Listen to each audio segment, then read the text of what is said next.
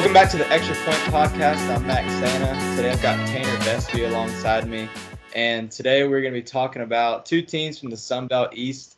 We're going to kind of go through a lot of different teams from the Group of Five conferences just throughout the middle of the week because there's so many teams we have to get to. And in order to get to all of them, we're going to have to kind of break it up. So today we're just going to do two teams. We're going to go with App State and we're going to go with Marshall. So we're going to go ahead and talk about those two teams, kind of see what they have coming back, see what their outlook is for 2023, and then go from there. So let's go ahead and start out with App State right off the rip. Last year, they're kind of all over the place. It went 6-6. They did have some crazy wins, though. They beat Texas A&M, and then they had a bad loss against Texas State towards the end of the year. They were all up and down. Their offense was really good at times, and the defense was really bad at times. As you saw in that first game against North Carolina, that one was pretty crazy. But Chase Bryce is gone this year, so redshirt freshman Ryan Berger is going to be taking over at quarterback. They lose two of the top three rushers this year, and they return Nate Noel, who had a 1,000-yard season 2021 as far as running backs go. And then all their top four wide receivers return, leading with Christian Horn, who had 600 yards in 2022. That offense was pretty good last year. They had some ups and downs, though, as I was saying. I mean, they put up 60-something points on North Carolina. And that North Carolina's defense wasn't anything, to go crazy about, but it was still a Power 5 team, which is pretty impressive to put up that amount of points against anybody. And then their offensive line last year had 4 all Sun Belt Conference players with 2 first-teamers. And then they have 4 offensive linemen that started multiple games last year and a few transfers that are going to be coming back this year from a few big-time programs. As far as the defense goes, the defensive line was pretty good. They only allowed 3.6 yards per carry and 128 yards per game, but they do lose some key players, and then they will reload with a Michigan State transfer, and they should be better rushing the passer this year based on some of the players they got coming in a little bit longer. But App State does they run a 3-man front and allow some of the linebackers to do more pass rushing, which leads to less sacks for the D line. But they should be better at rushing passer on the line this year. The linebackers, speaking of them, they look good this year. They return a lot of solid players with Andrew Parker Jr., who had 68 tackles last year, and then their defense last year was not good on the secondary side of the ball. They took a massive hit. They're 123 in a PDR. And then in 2021, they were top 15. So they should get better this year with some transfers coming in and be back in the top 30 range. That was kind of a weird year for App State. Usually they end, I want to say, around 8-4, 9-3. They're one of those Group of 5 teams that usually perform fairly well. Did they play South Carolina last year? I can't remember. Or was it the year before? Yeah. Last year. It was 2 years ago they played South Carolina. 2 years ago. They beat them, though, didn't they? Yeah. That's what I thought, yeah. So, I mean, they're one of those teams that, they'll shock somebody. I think both of these teams are kind of like that, too. Marshall is kind of like that, too. So, yeah, we can go ahead. And that's just kind of so what I want to do, and I'm just going to say this for, podcast listening reasons, with these next several teams and these next big conferences coming up, I want to take the team. I want to try to lay out whatever information I know about them going into next year and then talk about kind of what they did last year, just statistically without opinions. And then I want to go game by game and talk about what I think they're going to do and then obviously how they're going to do at the end of the year. But that's kind of based off of the information that I've collected based on players returning, what they've got on offense, defense, all that good stuff. So that's just kind of how I want to run it, and I think it'll be good and allow us to be more factual when it comes to actually creating predictions for each of these teams that we have. So what you got on the Mountaineers, Tanner? So for me, like you said last year, they could come up a few steps, but I think the key to their season, they're going to have to run the ball. I mean, last year their ground game was great. They averaged over 200 yards per game, finishing 21st in the nation. It was better overall than the 2021 version, where they were even better than what I thought was better running the ball. Mm-hmm. But 2 years ago, the Mountaineers ran for 180 yards on or more 8 times and went 7-1. It was 3-3 when they didn't. In 2020, they ran for 170 yards or more in every game but 2 and hit 200 yards in 8 of the 12 games. However, last year it got past 180 yards 7 times and went 6-2. So when they ran the ball, it helped their offense out tremendously. I think the 2 losses were wild shootouts with Georgia State and North Carolina. And when they ran under 160 yards or under 180 yards, they were 0-4 last year.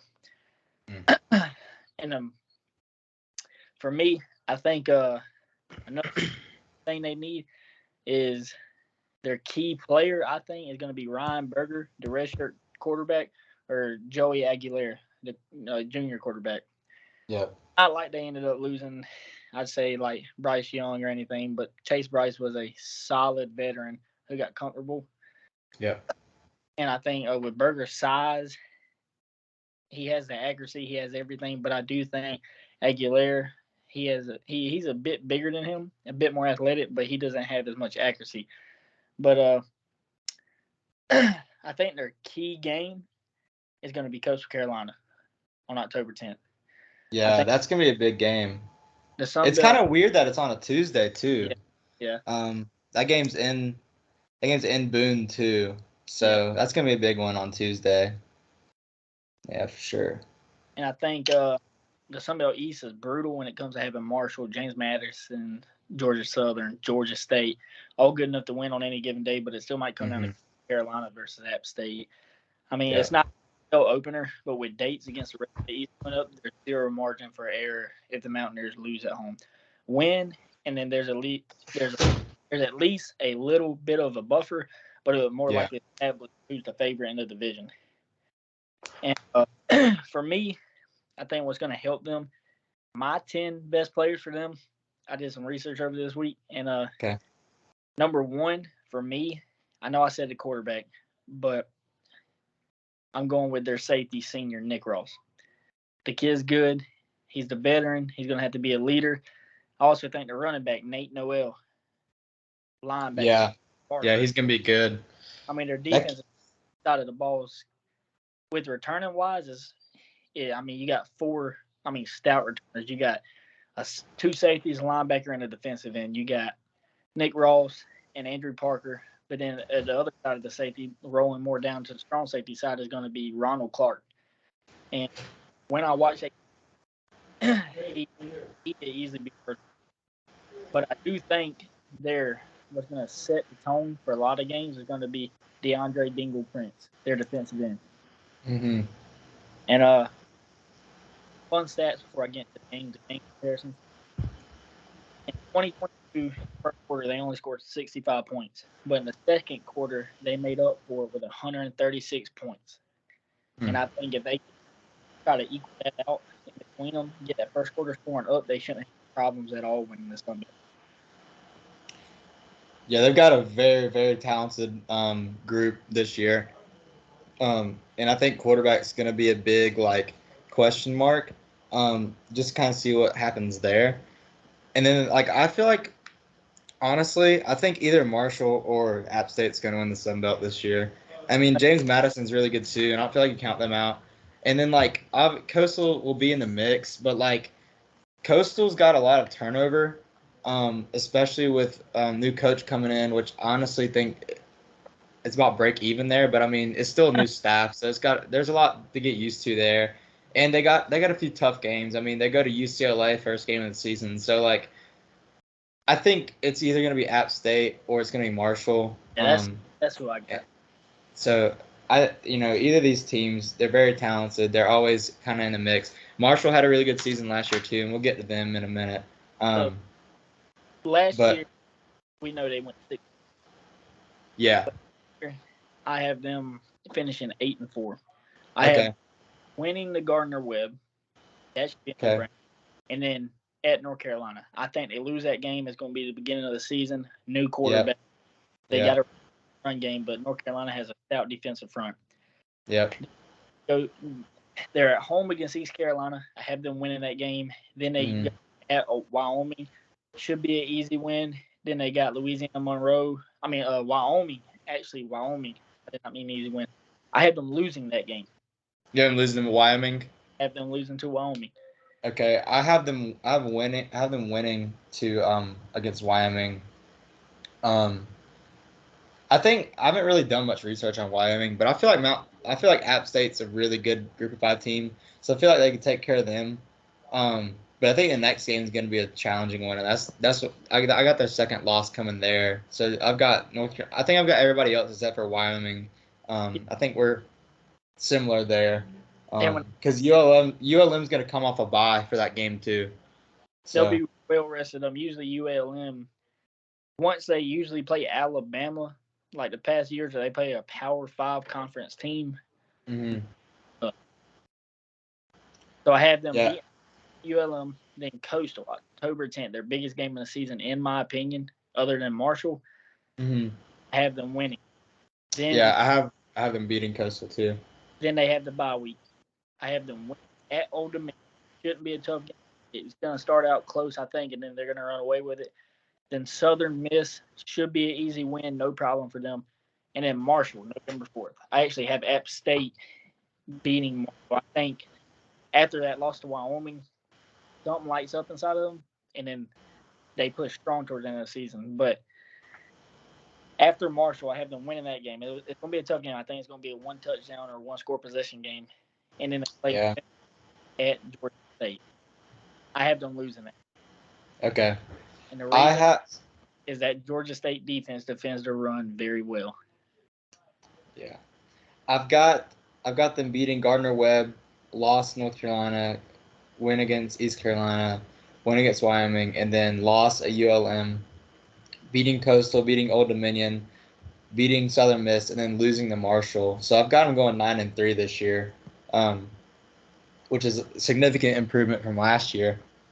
And I think the majority of the reason that is because of their defense, and I think that it's going to get better. Oh, yeah. For sure, especially in the secondary. Like the D-line wasn't even that bad. It was really just secondary. So that's kind of my synopsis on App State. Yeah. And then I actually have them losing back-to-back against Georgia State. And they're going to come off against Marshall. And I think Georgia State, their defense, I think, cut App State down. And then James Madison, they're kind of like that sleeper team. Yeah. I feel like they pull off the upset against App State, and then they go to Georgia Southern. I have them winning. Yeah. Okay. All right, we can go. So that's kind of it for App State, I think, unless you got any other final thoughts. So you got 8-4, I got 9-3, and I feel like that's gonna kind of be telling of. Well, I also have. I guess we'll get to that in a second, but let's go ahead and talk about Marshall, since they're next on the list. They did some crazy things last year as well, but they went 9-4 with a big win over Notre Dame in the second game of the year. Cam Francher comes back at quarterback, who played a lot as a freshman and then eventually took over throughout the rest of the season. Rasheen Ali comes back for his third season. Last year he was hurt for the first 10 games. In 2021, he had 1,400 yards. And then he missed, so I said he missed the first 10 games, but the last 3 games he led in rushing yards for every single game. They lose, for receiver-wise, they lose the 8th all-time in catches there, Corey Gamage, who led receiving in 2020 and 2021. But DeMarcus Harris Jr. comes back with Charles Montgomery, and then they add Brian Robinson from Florida State, who is really good too. And then that defensively, they weren't that good. They allowed offensive line. They had 206 yards per game from the line, and then they allowed 36 sacks, which is quite a lot. But they do return 4 starters from the offensive line, and they lose a Sun Belt fourth team, so they should be around the same. Probably get a little bit better with some returning starters there on the O-line, especially after giving that many sacks up. Defense was really good last year. They had 38 sacks, which is pretty incredible, and they only allowed 2.9 yards per carry. Owen Porter is a guy who I think everybody should be watching this year for a group of 5 players. He was a Sun Belt first team player who put up 9.5 sacks and then he also had 5.5 tackles for loss. They had some guys stepping up who did some stuff last year. A few guys with 3 or 4 sacks coming back too. So their defensive line is going to be good once again. And then Owen Porter is obviously going to be the one leading that group. And I would be on watch for him. He'll probably be one of the better ends coming out for the draft this year. Oh, yeah. And then in the secondary, they were third in PDR last year, which is their best all time. They did lose the what's the guy's name? Who did lose? They lost the guy who had who had a pick in the Marshall game. He had like 3 picks last year. I can't think of the Gilmore dude. That's it. And then they returned Micah Abraham's coming back, and he was also Sun Belt Conference first team player, and he had 6 interceptions last year. So the defense looks incredibly stout for Marshall coming back this year. Oh yeah. And then the offense looks pretty solid too. So that's kind of why I think they're going to do some things. They have a lot of stability there on both sides of the ball coming into this year. Yep. And my preview on I was actually committed to him right when Charles Huff, my bad, he recruited low ranked recruit. I wasn't on no rankings, but I had faith. I know in 3 years he's been 16-10, but last year it wasn't a perfect day as a member of the Sun Belt. It's Marshall. There wasn't a conference championship, but it was the first 9-win season they've had since 2018. I think Charles Huff, I know he won a bowl game in the second season, and I think that's what set the tone for him. They did beat Notre Dame and won 5 straight to close the season. It rolled through the second half of the year and showed it can win with a defense that will be a big, big problem for the rest of the conference. Mm-hmm. During the end of his run in the MAC over the end of the 1990s into the early 2000s, they were actually the Conference USA title in 2014, and that's been it lately for a program that's as successful as this one. I think Marshall is going to push for double-digit wins, and it's supposed to be deep in the mix for conference titles. But of those things will be tough this season, I think. I think the schedule is bare. I think, and being in the nasty CL East means there aren't many weeks off. But again, Huff's hurt, be good enough to do even more. But for their offense, I think their defense, once again, is going to do its job, keep every game close, be on the attack to hold up until the end of the game. It's averaged close to 400 yards per game, but struggled to score consistently. I think the red zone percentage was very, very low. Mm-hmm. I don't think there was enough explosion. The points had to come when there's a chance on after long drives. More on that. And if they have more of that, I think they'll be fine. Yeah. I think they'll Go ahead. Go ahead. I thought they had a lot of defensive takeaways. I mean, even especially in like the Notre Dame game, like they wouldn't have won that game if they didn't. They had I think they had 2 pick sixes. So they had. I mean, that's not like a knock, but like if Marshall has a better offense next year, they'll be that much better than they were last year. So. And I know a lot of people is not excited for the run game because I know Starback Khalil LeBourne is done. But people don't realize in 2021, Rashid Ali tore off 1,400 yards and 23 touchdowns. Yeah. Back after missing most of the season, and now the depth has to emerge around him, and hopefully they can learn around him. Yeah, and he's a pretty big back. He's 6 foot. Yeah. So I think Line will once again be a plus with 4 starters expected to be back with an all-star talent, and I think their main line you hear as much as their center, Logan Osborne. Yeah. I think Cam Frazier, he did his. I think he needs to keep up what he did last season, because last season ran for 466 yards, finding the passing groove late with 3 straight 200-yard, 2 touchdown games to close out the regular season. Mm-hmm. But I think more pop has to be found with top target Corey Gamage, with him being owned. But I think they still have that, but they don't have. I don't think Charles Montgomery and Talik Keaton. They're both a decent wide receiver bunch that needs the ball more, but they're nothing like that Corey Gamage kid they had. Yeah. And then so the Robinson kid was actually, I think he's like the 22 22nd best wide receiver in the country coming out of high school. and then he went to Florida State, played 4 games, didn't play at all. He spent 2 years there, and then he transferred to Marshall. So I feel like he can be a guy that emerges there too for them. So they definitely have some talent on both sides of the ball that can be used, especially like from transfers and different things like that. So, And um, I do on their defensive side. Now I know they lost in the transfer portal this year. One of my guys that I've actually played against that lived down here, small schools we went to. His name was Bush. He played in interior D line. He was mhm. great.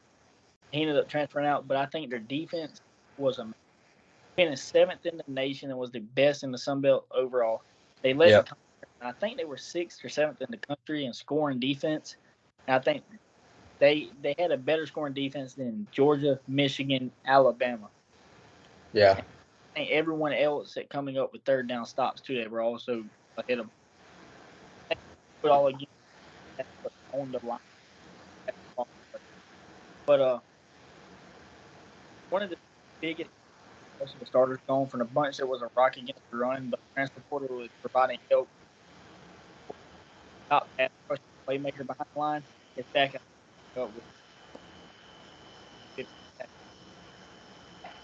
I think Oh, I'm losing your Tanner. you still got me. Yeah. I think there's size and depth for the interior. That's going to replace a few of the parts, but it'll be fine in time around the anchor. I think Taquez led. I think that defensive front Marshall had is absolutely the line to linebackers. I think that's their strong. But I do think the linebackers behind. I mean, they have one. That's what I consider the strong suit. Their middle linebacker, but I think they need to retool a little bit. Eli Neal is a tackling machine. I mean, I think he had right at 100 stops this past year. And but I do think the parts are coming in from the transfer portal. I think the pressure is on. I'm trying to remember last name's Brown. I think it's Kayshawn Brown from App State. Yep. Kayshawn Brown. Yep. Pressure's on him to shine right, and a slew of relatively untested parts have to rock out for him to. But Yep. I do think lost and all attention paid to the run defense was a secondary that was a rock. I think the herd picked off 18 passes last year, and Yeah. but I think that whenever they picked off 18 passes, they were actually fourth in the nation efficiency. It's either third or fourth. Got to keep up with it a whole lot. I think they got a total. They got Michael Abram is a starter. I mean, is a star at corner, and I think he's going to come off starting. I think he had let's see. I think he had six picks last year and a little over 10 broken up passes. I think new guys were feeling right away around the safety Martin. But I think their key to the season, like what they have to succeed at, is scoring when there's a chance. As long as they were able to run for over 200 yards, they'll be fine. They were 7-0 when they did that. But more than anything else, they have to own the red zone because that's where they struggled last year. They struggled there big time. Yeah. And they got to keep the turnovers limited because that's the reason they lost to Bowling Green. They had misfires on drives inside the 20-yard line. I think they're going to lost that game. And when they lost to Coastal, I think they scored on just 71% of it. Yeah. I was surprised Coastal beat them too, Oh, yeah. especially after like their defense was so bad last year. It was bad. Um, So, for the game by game, last year, they were also 6-6, just like App State was. And I want to say this year, I had them actually no, not last year. They were 9-3. My bad, I got that mixed yeah. up. They But finished 9-4. yeah, 9-4. I mean, Yeah. but this year I actually have going 6-6. You have them going 6-6. Yes, the reason hold on. Let me see the schedule. Let me think of the schedule. No, I have them going 8-4. That's what I have. Okay. That sounds a lot better. I had. Yeah, I don't know what I was thinking. See, I think I thought they were playing 2 more out of conference games, but they're not. East Carolina's got 2 tough back-to-back games, man. They've got to play. Marshall, and then they go and play App State. Oh yeah. And I think are those both away games? Oh, they're both at home for East Carolina, but that's still tough. I know. I have them beating Albany. Shouldn't be a problem. Should be an easy ball. Should be something to show them what they have. And then at East Carolina, start the season, I think they're going to have a rough game there. I have them winning it, but I think it's going to be rough. And then they go on a bye week. And yeah, they're at home the following week after bye week, but they have Virginia Tech. Yeah. And Virginia Tech, that's a program that's got to win. Yeah. I feel like they got a few coaches on the chair, and I feel like they're going to come out firing this year. I have them losing to Virginia Tech, winning against Old Dominion. Yep. And I got them losing to NC State. I know they beat them. I did too. But NC State had a hurt quarterback, and I feel like Marshall all around got lucky that game. Mm-hmm. Also, losing to Georgia State, I got them beating James Madison. I got them going to Coastal, beating Coastal. That's going to be 2 more tough back-to-back games for them. And then, actually, they got 3 hard back-to-back games in a row. They got 3 really tough games. They go James Madison, Coastal, App State. Yep. And then I got them going 2-1 in that series with the loss of James Madison. I got them 2-1 as well, but I had them losing to App State. And the reason I think App State's run game, I think with the linebackers Marshall was missing this year, I don't think they're going to be able to contain that run game as good as they was able to. But I have them winning the Georgia Southern. I actually have them I got them beating South Alabama. I do too. That's going to be a tough one, I think. But this is their first time playing each other. Yeah, and I do think they pull off an easy win to close the season against Arkansas State. Okay, I do have them. Okay, so I have them beating South Alabama and then losing to Arkansas State to finish off the season. But I have them going 1, 2, 3. I have them going 8-4 as well. So just to flip-flop a few games. I think, honestly, I would not be surprised if they beat Virginia Tech. Like, that's a game that I could see them winning. And even NC State, they lost Devin Leary to Kentucky too. So, but I think NC State's still gonna be solid. So that's gonna be a tough game to win, especially at NC State. But the Virginia Tech game is at home for Marshall. So. Oh yeah. But I've got them going 8-4. But that'll kind of wrap this up. You got anything else on the herd, or is that it? I mean, I really like this team. I mean, like I said, it's the team I committed to, so I had faith in Coach Charles. I think he's going to do a great job. Now, I don't think whoever had them in, they might get close to the top 10.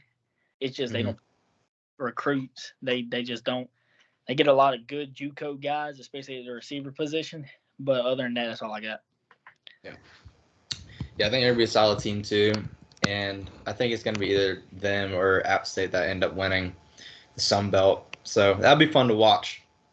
But that's going to do it for the podcast today. And we're just going to keep doing this. We'll have another one. We're going to record the Big Ten East tomorrow. So that'll be a really, really good one to listen to. But I just kind of want to fill in the gaps here with some Group of 5 teams from the Sun Belt. So we'll probably do 2 or 3 more from the East, like we did in this one. Maybe finish off the East. We'll see, of the Sun Belt. So that's going to do it. Thanks for watching. You stay tuned. I appreciate it. And stay tuned for more podcasts in the future. And we'll see you next time.